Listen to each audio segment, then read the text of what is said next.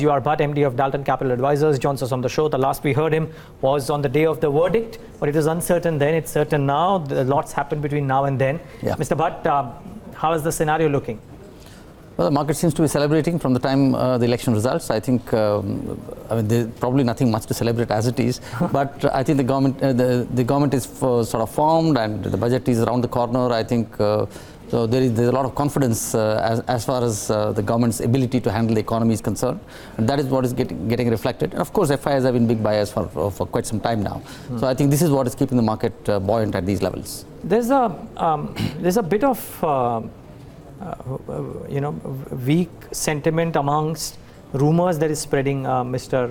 Bhat. I mean, yesterday we saw that for a mid-sized specialty chemical company wherein on unfounded unconfirmed news the stock went down 7-8%.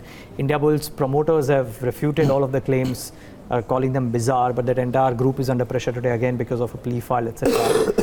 Is this symptomatic of there being nervousness around valuations or market build-up at the broader end of the spectrum? Absolutely, at these levels, I mean, we are very nearly historic highs.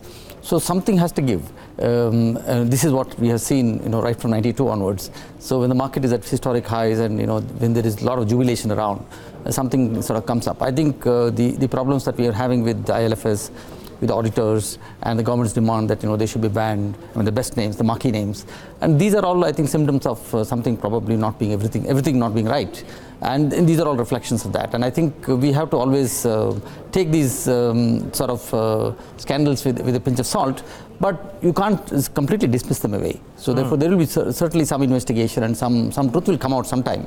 But in the meantime, I think the market will continue to be nervous about some of these names. Mr. Bhat, how are you correlating the macroeconomic data that we've seen of late with the consumption sector, perhaps the bigger names right now? Well, consumption has been a problem for some time now. Even if you see the best of names in the FMCG, they are also now seeing growth in the single-digit numbers. Single-digit, yeah. The low single-digit numbers. So therefore, I mean, there has always been a problem. But I think, in my view, the government is seized to the matter, and the aggregate demand is something that the budget will try to address. But all said and done, it is not as if their earnings have been suffering big time. So the earnings have been fine. The volume growth numbers have not been very good. But I think it is just a matter of time before things start looking up, with probably some sort of impetus from the government. Which brings me to my next question, and I'm not referring specifically, I don't want you to refer to specifically a company, but I was going through the presentation that Hindustan Unilever just made, and they were absolutely confident. They really weren't very flustered, despite the fact that we've seen a little bit of slowdown there. If I were to draw a parallel between Hindustan Unilever and apply to the FMCG sector as a whole, and if they are confident, would you also be unconcerned about the sector in general, at least as far as some of these big names are concerned? Well, these big names have seen all these ups and downs, and I think, I mean, this is not so much of a, there is not so much of a downside there. Yeah. But I think you are only talking of numbers which are still growing, which may not be growing fast enough. But I think with the sort of impetus that the government is expected to give, I think, I mean, with this sort of addressing the rural distress, as it were, so I think things will start improving. It is not as if we are going to have negative growth in these things. And I think they're very confident. They've been seen through all these sort of ups and downs. And I think if they are confident, I think we should not doubt that. Right. Okay. Mr. Bhat, there's some bit of, I mean, if you were to put fresh money to work right now, would you choose as we speak, by the way, the market has flattened out completely, but would you choose the defensive bent of the market right now because of the fact that we are at heady levels and there are some events around the corner? So therefore, do IT and some of the others take center stage? Or would you play for growth even if it doesn't come in the next couple of quarters? So therefore, the investment-related themes, capital goods, etc. Well, I think given the expectation that the government is going to probably in some way pump prime the economy in the budget, because private sector investment is not happening, so the government has to take the load. So with that being the case, I think you will have to start looking at things like capital goods. I mean, that is where the initial sort of impact of pump priming the economy will be seen. I think that is where, if at all, you have to invest. I think these are areas where you have to invest. And of course, I think the big call that we have to take is about about recapitalization of public sector banks, because that cannot be delayed any further, I think, and this budget has to address it fair and square. So I think with that expectation, there may be some value there, because quite a lot of the NPAs have already been sort of provided for. The way the PCRs are high, with the provision coverage ratio is high, and where NCLT is sort of about to give some decision where there can be sort of write backs of provisions already made. I think these are areas one can probably look at, because these are probably pockets of some value that is still left in the market. So therefore, bet on PSU Banks?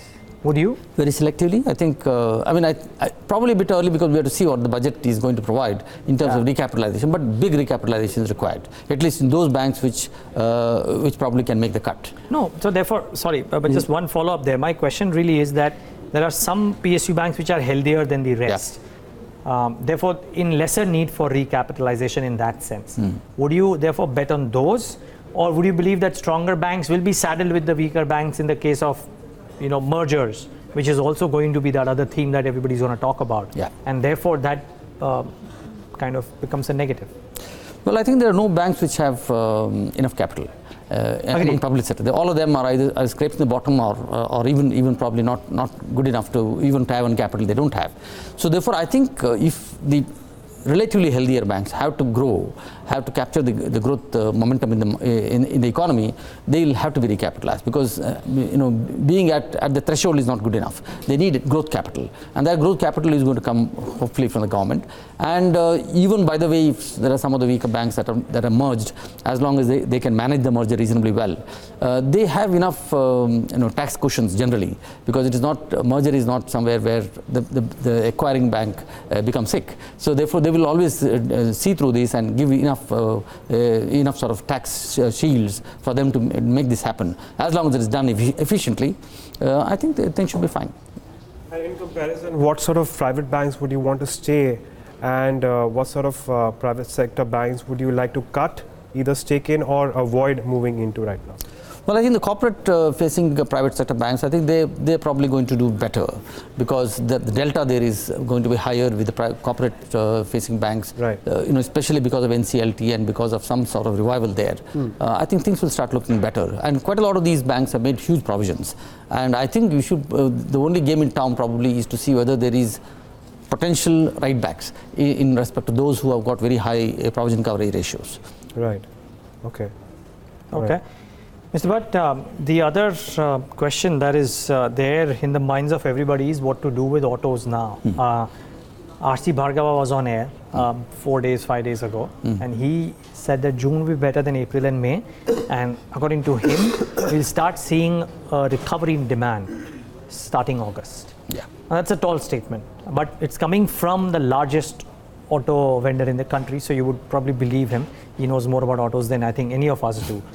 Is that a vote of confidence for an investor to buy into some of the leading names? Well, I think so. I mean, they have had a tough time for the last couple of quarters, and I think largely because of the NBFC crisis, because most of the vehicles were being financed by NBFCs. And I think NBFC, I mean, your call should be that the NBFC problem will be addressed, and at least the healthier ones will start capturing market share and start financing these the two-wheelers and the four-wheelers and the HCVs. So I think if you take that bet that probably in the next 1 quarter it will be addressed, I think there is a case for us to look at that very favorably, auto sector very favorably, because I think it's not as if demand has evaporated. It was just that there was not enough supply of money to make that to convert the demand into actual sales. So I think that is something that will be probably addressed over the next quarter or so, and once that is done, I think things should start looking better there.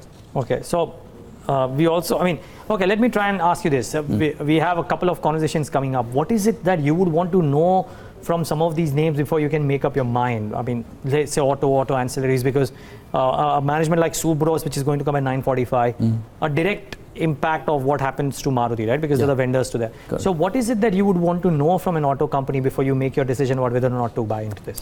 Well, I think the thing to see is how much of the financing will come back whether it is going to come through NBFCs, whether they do some tie-ups with banks which can actually step in and start financing these new purchases. I think that is a segment that one has to really closely watch. And I think these OEMs, they will have to probably start talking to banks and see that they step in where NBFCs have probably, because where there are already sanctions also, they're not releasing NBFCs. So therefore that is where banks can step in, at least the private sector banks. And I think that is something that these OEMs will have to arrange with these banks and see that the sales momentum picks up.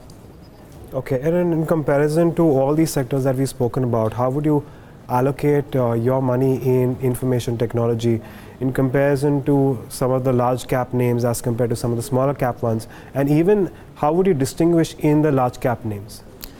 Well, I think those who are onto the newer technologies, that is something that not everybody is uniformly into. So I think you have to really look at that, because the traditional business of getting orders and slightly knowledge management sort of outposts, I think those will probably give way to those who are onto the newer technologies, where it is going to be digitalizing, say for example banks. That is going to be a very big opportunity. So I think these are the things that we'll have to look at, and those who are at the cutting edge of these newer technologies are the ones that I think one should back. But Mr. Bhat, at this point in time, almost everyone is claiming that they are on to newer technologies. So how do you distinguish that? Well, I think the percentage of the contribution to the business from the newer technologies, because that is where the growth momentum is going to come from. Yeah. And I think that is a very good indicator of where to put your money. But in that case, if you consider some of the relatively smaller ones have a higher percentage of revenues coming in from newer technologies, does that mean that you would prefer the allocation, a little more allocation to those smaller companies? Absolutely, because the leaders of tomorrow will not be the leaders of today. So there will be someone who will challenge the leadership and come there. Right. And I think these are the ones who probably have the potential to challenge. So I think one should probably, depending on valuation and stuff like that, I think these are the ones that I think need backing.